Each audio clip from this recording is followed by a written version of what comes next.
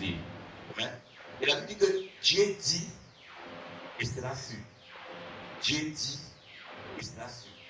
Mais quand tu sais agir et créer l'homme, qu'est-ce que la Bible dit? Faisons. Il a convoqué son conseil. Dieu, Jésus-Christ et le Saint-Esprit. Parce que Dieu ne voulait pas faire une erreur. Dans une outil de conseiller, il y a quoi? Il y a la sagesse. Et Dieu a quitté son trône. Parce qu'il est assis sur son trône, il déclare seulement, boum, les herbes sortent. Il déclare, boum, le dollar vient. Alléluia. Hein? Boum, le maïs. Parce qu'il savait qu'il y aurait des bamounes pour manger le maïs. Est-ce qu'on est ensemble? Mais quand il a dit que non, il y a quelque chose de sérieux, il a convoqué le conseil. Jésus-Christ est venu, Jésus-Christ a arrêté de jouer sur le globe. Il dit 6. Bon, c'est le Saint-Esprit qui vous ordre, il est au garde-vous. Donc on n'a pas besoin de l'appeler, il est là. Ce sont les enfants qui aiment souvent jouer. Parce que tout a été créé pour lui, tout a été créé par lui, et rien de ce qui a été fait n'a été fait sans lui. Tout lui appartient. Donc on voit un enfant qui est bien, un enfant qui a tout. Il se limite pas. Donc il jouait sur le globe, il jouait dans l'univers. Dieu l'a appelé, il dit viens. Quand il est venu, il faut crier Judas. On l'a fait comment? Il a dit non. Donnons-lui une petite tête. Parce que. Voilà ma pépé. Après, le Saint-Esprit qui a mis de mélanger la couleur de la peau. Il dit que non, agit un peu de pigmentation, qui soit noir. Donc, on a dit, ok, commençons à le tirer. On dit, on lui donne 1,50 m. Jésus dit, non, je connais mon type là, je connais. Je sais ce que je peux faire avec lui. Demande un peu. Il dit, bon, on lui donne 1,70 m. Puis non, ajoute encore. 1,80 m. Il dit, bon, ok, ajoute juste 2 cm. 1,82 m. Il dit, non, pour lui, ça suffit, non. On ne va pas seulement donner, c'est pas à lui seul qu'on va donner tout. Ça suffit comme ça. Et je dis, j'ai été merveilleusement créé. C'est pour ça que pour être efficace dans le royaume, tu dois être fier de toi. Amen. Tu dois être fier de toi. Qui que tu sois, quelle que soit la taille que tu as, quelle que soit la corpulence, quelle que soit la forme de ton nez, amen. Quel est ton peuple? J'ai un gros nez, c'est bien. Voilà. Donc ça me permet, dès qu'il arrive à la maison, je sais directement ce qui est fait dans la cuisine. Il faut être fier de toi parce que certains d'entre nous ne sont pas fiers d'eux, ils sont complexés. Je suis trop noir, je veux devenir blanc. Et les blancs disent qu'ils sont trop blancs, ils veulent devenir noirs. Et puis, vous commencez à entrer dans des choses que vous ne maîtrisez pas. Je le dis toujours. Vraiment, nous, les sœurs, là, les hommes sont entrés là-dedans, hein, qui se dégagent là. Ça ne va pas vous laisser. Ça ne va pas vous laisser. Attendez, quand vous aurez 50 ans, 60 ans, c'est là où la terre va vous rattraper. Et vous serez comme zèbre. Vous serez le zèbre. Voilà. Parce qu'à ce moment-là, même tous les produits là, on vous dit la peau est finie. C'est foutu. Amen. Pourtant, il faut être fier de ce que tu as fait. Tu peux faire Dieu menteur. Okay? En voulant changer ta forme, en voulant, sois fier. Ta fierté ne vient pas de comment les gens te voient. Ta fierté ne vient pas de ce que les gens disent. Ta fierté vient de ce que Dieu dit. Amen. Alléluia. Amen. Sinon, tu ne seras pas efficace dans le royaume. Vous savez, j'ai plus entendu, c'est quand j'ai cru. Vous savez, hein, comme il dit là, quand j'ai. Moi, je me demande avant cru. Quand j'étais déjà dans la vie, j'étais déjà lieutenant. C'est quand j'étais lieutenant que j'ai cru. Et c'est justement un de mes éléments, qui était un sergent de Tipalaï. De Tipalaï. J'étais de. Il n'y a pas son jugement. Moi, je veux savoir qu'il y avait une cellule de prière, de militaires chrétiens, de plusieurs églises. C'était l'église apostolique. Je suis allé. Mais je crois que le Seigneur m'a déjà préparé. Je suis allé. Vous savez, hein, moi, j'ai cru trop facilement. Il n'y a pas eu de rien. Ce qui fait que parfois, je ne me souviens même plus du jour où j'ai cru. Je me souviens de l'année, mais je ne me souviens plus du jour. Parce que c'était pas seulement suivi. Après, je suis allé appeler ma femme, j'ai dit à ma femme, elle dit, tu as dit non, viens, toi. Elle est venue. Elle dit, il est plus longtemps. Elle est venue, elle était conseillée par la frère. Et j'étais en face d'être ancien d'église. Quand elle est venue, elle dit, mère, elle dit non, c'est ça. Nous sommes mis à genoux, je me suis mis à genoux devant mes avec les sergents, les adjudants chefs. Nous sommes mis à genoux, on a prié. C'est tellement facile que je me souviens de 1993, le jour, parce que il n'y a pas eu un événement spécial, il n'y a pas eu un tonnerre, il n'y a pas eu un tremblement de terre. C'est comme ça que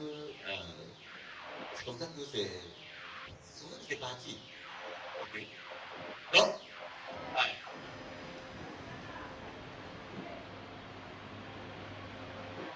tu as été fier de toi. Sinon, tu ne seras pas efficace dans le royaume de Dieu. Si tu n'es pas en accord avec Dieu, si tu n'as pas cette communion avec Dieu, tu ne seras pas efficace dans le royaume. Vous avez dit, cherchez quoi? Premièrement, le royaume de Dieu. Et quoi? Et sa justice. Qu'est-ce que la justice dit? Parce que nous voyons qu'aujourd'hui, beaucoup viennent dans le royaume avec les intérêts personnels. Je viens dans le royaume, ma tête est braquée, je dois me marier. Il faut absolument que je me marie. Ma tête est braquée, je dois absolument avoir du travail. Il faut que j'ai du travail. Je dois me construire. Je cherche les bénédictions qui sont dans la main de Dieu, mais je ne cherche pas le Dieu de la bénédiction. Cherchez premièrement le royaume de Dieu et sa justice. Et toutes les autres choses là, vous seront données par-dessus tout. La Bible dit que Dieu a déjà pourvu à tout ce dont on a besoin pour mener une vie de piété et de servir. Il a pourvu. Vous êtes avec moi? Regardez un peu comment Jésus vivait. Jésus a dit à quelqu'un qui n'a même pas où coucher la tête, n'est-ce pas? Il n'a même pas eu coucher la tête. Et il a voulu faire comme les autres, il a pris un trésorier qui ne voyait jamais. Parce que l'argent qui entrait là-bas partait. L'argent entre, ça passe. Et lui, honnêtement, moi, avoir un trésorier qui pour mon argent, c'est pas pour manger 2 jours avec moi. Mais Jésus est resté avec Judas pendant 3 ans. Il est resté avec lui. Et tous les autres savaient que Judas pouvait l'argent. Vous êtes avec moi? Mais Jésus, c'est pas son problème parce que lui, il savait en qui il avait cru. Il savait. Regardez, quand on est venu dire là, c'est Pierre, hein? On a dit à Pierre, mais toi et ton maître, vous ne payez pas la taxe. Il dit à Pierre, est-ce qu'il y a un problème? Allô, le premier poisson qui va venir, tu vas voir, il y a la moi et pour toi. Il est parti. Et le poisson, est-ce qu'il a appelé? Le poisson est venu seul. Amen. La provision de Dieu. Amen. La provision de Dieu, la provision exceptionnelle, la provision miraculeuse de Dieu. Voilà comment un enfant de Dieu vit. Qui en a besoin? Oui, c'est bon d'avoir de l'argent, c'est bon d'avoir pas les techniques de ce jour, d'avoir des comptes en banque, d'avoir. Si tu as de l'argent dans ton compte d'épargne, gloire à Dieu. Amen. Amen. Gloire à Dieu. Mais si tu n'as pas d'argent, gloire à Dieu. Comptez sur Dieu. Amen. Sa provision est journalière. Amen. Et tu as un besoin, parle à Dieu. Amen. C'est pour ça que je ne sais pas. Bon, peut-être que je me trompe, hein. Vous savez, on ne connaît pas toute la Bible. Est-ce qu'on a jamais vu un jour où David, pas David, comment s'appelle le frère là? Non, le frère là. Est-ce que vous avez vu quelque part où on a dit que je vais avoir l'argent pour faire quelque chose? C'est écrit.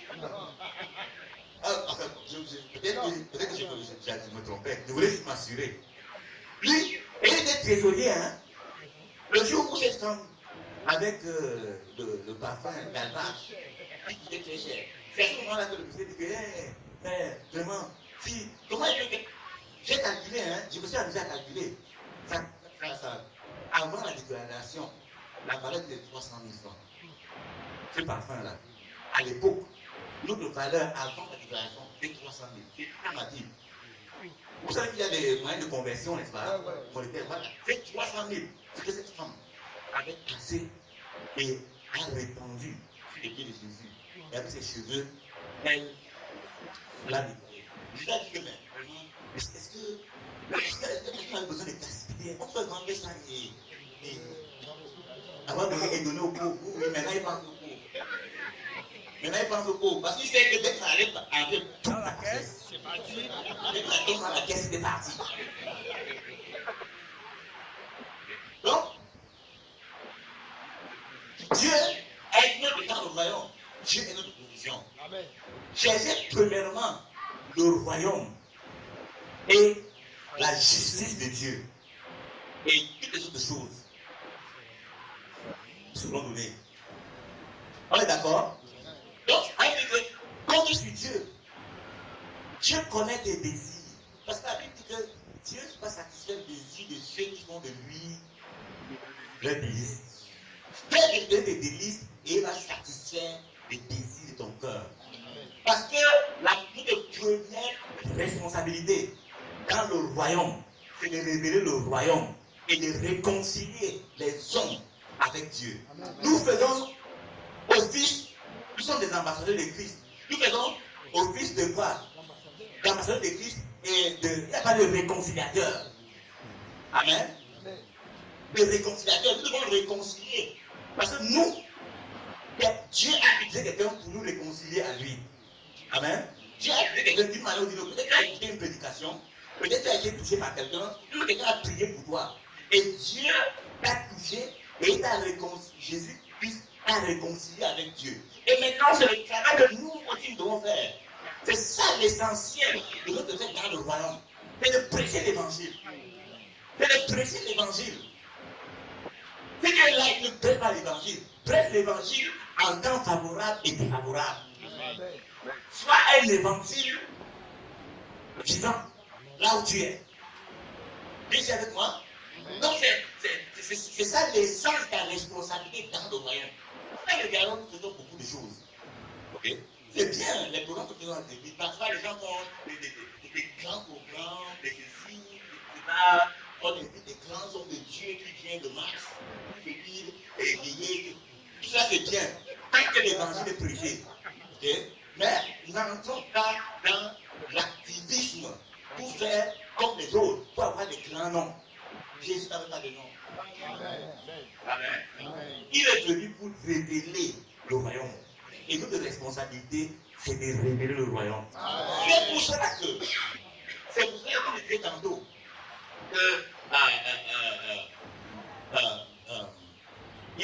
quand il disait que quelques-uns ne mourront pas, qu'il n'ait vu le royaume de Dieu venir avec puissance, le jour de la Pentecôte, quand le Saint-Esprit est descendu, l'Église est née et le royaume de Dieu a été révélé. Alléluia. Amen. Et vous voyez l'importance du Saint-Esprit. Sans le Saint-Esprit, le gouvernement de Dieu sur terre, l'Ecclésia de Dieu, l'Église de Jésus-Christ n'existe pas. C'est seulement un club. C'est pour ça que nous anciennes églises, c'était des clubs. N'est-ce pas? Et vous savez, beaucoup d'entre nous allions là-bas parce que nous préparions nos offres. Oui, si vous mourrez sans avoir votre carte de Saint-Saint, sans avoir utilisé le Saint-Saint, on va abandonner votre corps. Et ce sera une honte pour votre famille. Hein? C'est vrai. C'est pas vrai. C'est vrai.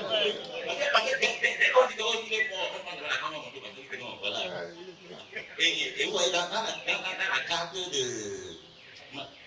offres là, on va dire religion, il était baptisé tel, communié tel, et ceci tel.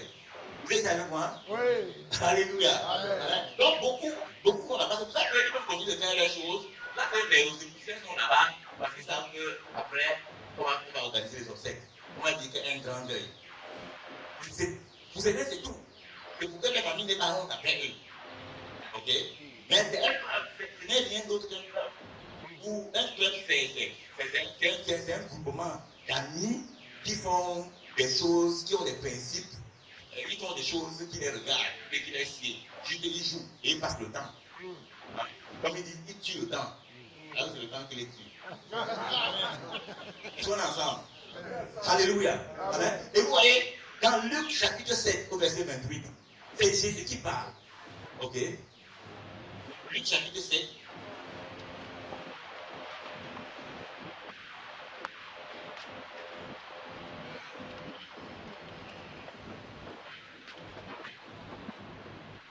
À partir du verset 26, Jésus dit à ses disciples, êtes-vous donc allés voir un prophète? Oui, parlant de Jean-Baptiste. Vous vous souvenez? Êtes-vous donc allés voir un prophète? Oui, il vous dit, et plus qu'un prophète. C'est celui dont il est écrit, verset 27, voici j'envoie mon messager devant ta face, pour préparer ton chemin devant toi. Je vous le dis, parmi ceux qui sont nés de femmes, il n'y en a point de plus grand que Jean. Cependant, le plus petit dans le royaume de Dieu est plus grand que lui. Vous êtes avec moi? On dit qu'il n'y a pas, parmi les gens qui sont nés d'une femme, il n'y a pas de plus grand que lui en tant qu'être humain. Mais dans le royaume de Dieu, Jean est le plus petit. Très bien le plus petit. Et le plus petit, c'est ça son époux qui fait des Alléluia. Donc Dieu est plus grand que Jean à cause de la présence du Saint-Esprit en toi. Parce que le temple du Saint-Esprit. Vous êtes avec moi? Alléluia. À cause du Saint-Esprit. Parce que Jean était dans une dispensation où il n'y avait pas de Saint-Esprit. L'Esprit de Dieu venait seulement sur lui, il faisait ce qu'il devait faire et puis le Saint-Esprit partait. Mais toi, enfant de Dieu, né de nouveau, le Saint-Esprit habite Dieu. Est venu faire. Dieu a transporté le royaume et il est venu mettre dans ton cœur. Et il siège sur le fond de ton cœur. Donc tu devais être capable de faire plus que ce que Jean-Baptiste a fait. Alléluia. Mais tu dois savoir qui tu es. Tu es un ministre de l'évangile. Excellence, Madame le ministre de l'évangile. Excellence, Monsieur le ministre de l'évangile. Ne te laisse pas intimider dans le monde, parce que nous avons reçu un esprit de timidité. Alléluia. Le temps est arrivé pour nous, enfants de Dieu, partout où tu es, de faire connaître qui tu es. De prêcher l'évangile. Vous savez, hein, il y a des gens, pas en train de dire, et le fait que tu es enfant de Dieu, il y a des gens qui vont croire sans que tu lui avais parlé. Aucun d'entre nous ne dit en autarcie, c'est-à-dire qu'il dit les pieds sur lui-même. Quand quelqu'un te parle, les gens t'observent. Hein. Moi, je sais que M. Bonhomet m'observe. Il m'observe. Vous êtes avec moi? Les gens t'observent. Ne pense pas que tu peux jongler. C'est-à-dire qu'il n'y a rien de caché qui sera révélé. Que ce soit dans le noir, ce sera révélé un jour. Les murs ont des oreilles. Donc ne fais pas des choses pensant que tu vas te cacher. Ça se saura. Alléluia. Amen. Donc, le Saint-Esprit, Dieu a établi son gouvernement par le Saint-Esprit. Amen. Donc le Saint-Esprit, je te sois cette analogie. Comment dire? Vous savez que dans chaque royaume, il y a un roi, n'est-ce pas? Il y a un roi et sa puissance. Dans le royaume des ténèbres, il y a Satan et ses ministres, les démons et tout ça. Et dans le royaume de Dieu, ok? Dans le royaume de Dieu, nous avons Dieu, nous avons Jésus-Christ, nous avons le Saint-Esprit et nous avons toi et moi. Amen. Alléluia. Donc, le Saint-Esprit, la Bible dit, il est avec nous. Sans le Saint-Esprit, tu ne peux pas être efficace dans le royaume. Sans le Saint-Esprit, tu ne peux pas servir Dieu selon le modèle, ni selon le plan. Parce que c'est le Saint-Esprit qui connaît les profondeurs de Dieu, qui les prend et révèle à notre esprit pour que nous puissions prendre la décision qu'il faut. Vous savez, chaque décision que l'on prend dépend des éléments d'appréciation qu'il a. Vous êtes avec moi? Un chef décide toujours selon les éléments d'appréciation. Quand nous vivons dans le monde, nous conditionnons nos vies en fonction des éléments d'appréciation que nous avions, n'est-ce pas? Le mode de vie que nous avons enseigné, c'était venant des coutumes, de nos tribus, des parents, de notre niveau intellectuel ou de notre cursus scolaire. C'est des choses que nous avons apprises là-bas et qui faisaient notre vie. Okay? Et maintenant, quand tu commences à travailler, on dit que non, quand tu es un homme et tu as beaucoup d'argent, tu ne peux pas vivre seulement avec une seule femme. Il faut un deuxième bureau. Un homme bien a quand même un deuxième bureau. Okay? Et comme un bureau ne vient jamais seul, un autre bureau, quatre autres bureaux, troisième, avec le avec 5 bureaux, c'est la catastrophe. Après le 5e bureau, le 6e bureau, c'est l'AVC. Et comme ça, il y a des gens qui meurent avant leur temps. Pourquoi? Parce que ce que le monde disait. Mais maintenant que tu es enfant de Dieu, ton esprit est vivant. Parce qu'à l'époque, ton esprit était mort. Il y avait que ta chair qui commandait. Et ton âme était soumise à ta chair. Parce que ton âme exécutait les ordres. Ton âme est le siège de la décision. Et les seules données que ton âme avait pour décider, c'est les données que la chair envoyait. Et maintenant que tu es enfant de Dieu, ton esprit est vivant. Et ton esprit est connecté au Saint-Esprit. Quand ta chair va vouloir commander maintenant, ton esprit va dire non, si quelqu'un est en Christ, il est une nouvelle création. Les choses anciennes sont passées. Voici. Alléluia. Et vous savez, ton cœur balance, ça balance et ça nous balance. Mais il faut décider. Et c'est comme ça que le passage dit tout à l'heure qu'il y a un terme que tu as utilisé. Quand on croyait, on commençait à faire quoi? On s'exerçait. On s'exerçait, n'est-ce pas? On s'exerce, tu t'exerces. Tu t'exerces à obéir à la voix de l'esprit. Plus tu obéis à la voix de l'esprit, plus tu te détaches de la voix de la chair. Ok?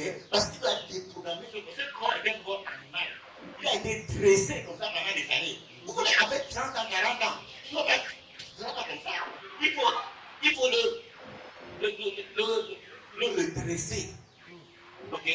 En commençant à t'exercer à obéir à la voix de l'esprit. Et petit à petit, tu commences à te départir des choses de la chair. Plus te départir des choses de la chair en disant la parole de Dieu, en priant, en communion, en aimant la communion avec les frères. Parce que moi, c'est bien fait qui suit la communion des frères.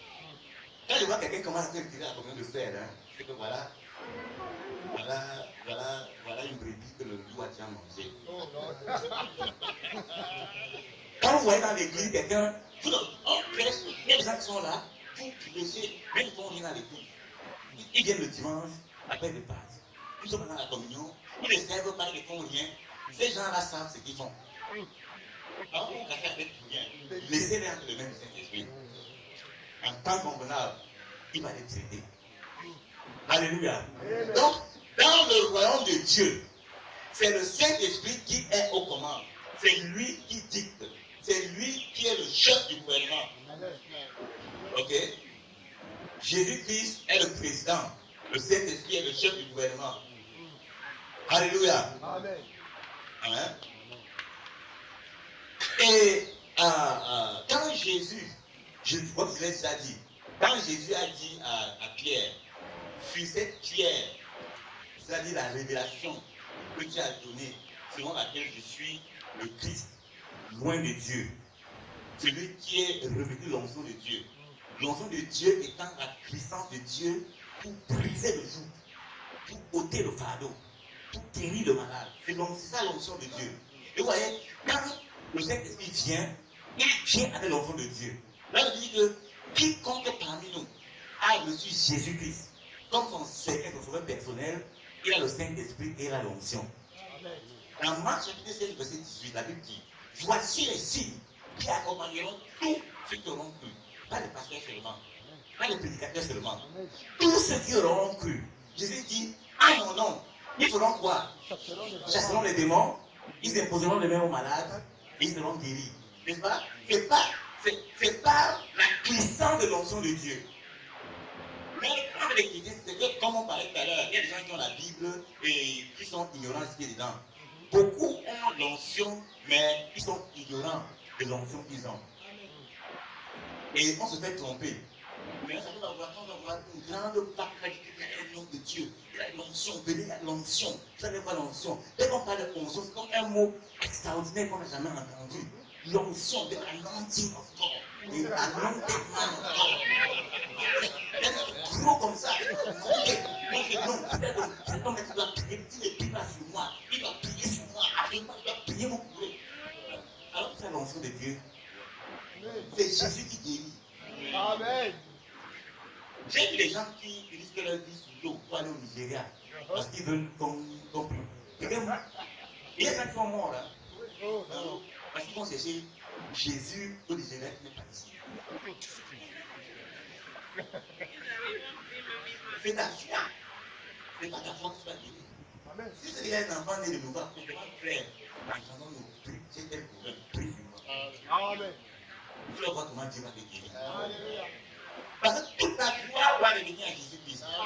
Après que nous ayons fait tout ça, toute la gloire doit revenir à Jésus-Christ. Amen. Amen. Donc tu as l'onction à toi. Donc quand pour extraire le royaume, le Saint-Esprit vient, c'est ça le Saint-Esprit dans ton cœur. Parce que sans le Saint-Esprit, tu ne peux pas évoluer dans le royaume. Il y a un combat qui se passe. Et quand le Saint-Esprit vient, il vient avec l'onction de Dieu. Il te permet de prier pour les malades et les malades sont guéris. Alléluia. Amen. Et quand Jésus a dit à Pierre, je te donnerai les clés du royaume. Je te donnerai les clés du royaume. Tout ce que tu diras sur la terre sera lié où? Au ciel. Et tout ce que tu diras au ciel sera lié sur la terre. En fait, la clé dont Jésus parlait, c'est le Saint-Esprit. Amen.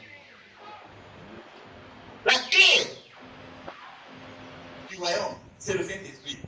Dès que tu as le Saint-Esprit, c'est pour ça qu'enfant de Dieu, tu vas être fier de toi. Il n'y a aucune meilleure position que celle d'être un enfant de Dieu, né de nouveau. Amen. Ayant comme Seigneur et Sauveur Jésus-Christ. Tu as tout. Mais c'est l'ignorance qui nous paralyse. C'est l'ignorance qui nous permet d'être là où nous sommes. Qui nous pousse à être amorphes, inaptes. Ok? Embourbés. Dès qu'aujourd'hui, sache que le Saint-Esprit qui est en toi, c'est pas que la Bible dit que celui qui est en nous est plus grand. Parce que qui est en toi? Le Saint-Esprit. Celui qui est en toi est plus grand. C'est la clé du fonctionnement du royaume. C'est le Saint-Esprit qui régente le royaume. C'est lui qui gère le royaume.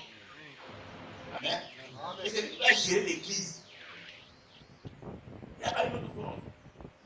Vous voyez, quand certaines personnes mettent le Saint-Esprit dehors, et ils veulent les actions du Saint-Esprit, mais ils ne veulent pas le Saint-Esprit. Et quand le Saint-Esprit vient vous mettre, il va vous discipliner. Alors on met le Saint-Esprit dehors, on va chercher. Vous savez, le Saint-Esprit évolue dans un milieu, comment dirais-je, dans un milieu complexe. Les choses spirituelles sont complexes. C'est là-bas que le Saint-Esprit évolue, c'est là-bas que les démons évoluent, c'est là-bas que les sorciers évoluent, c'est là-bas que tout évolue. Finalement, ce n'est pas du serment qui sera pas qui est le Saint-Esprit et qui est le sorcier.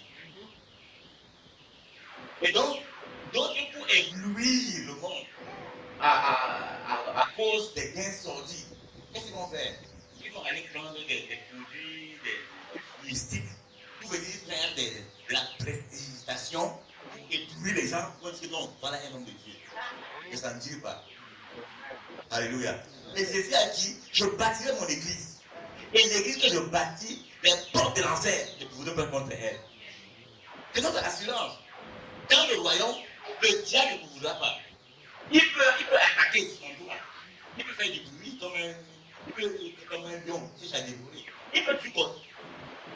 J'ai dit que, en ce qui vous concerne, le diable va faire du bruit, ça c'est Jésus le Dieu. Il n'a pas bien défini le bruit, c'est un droit. N'est-ce pas? Son droit.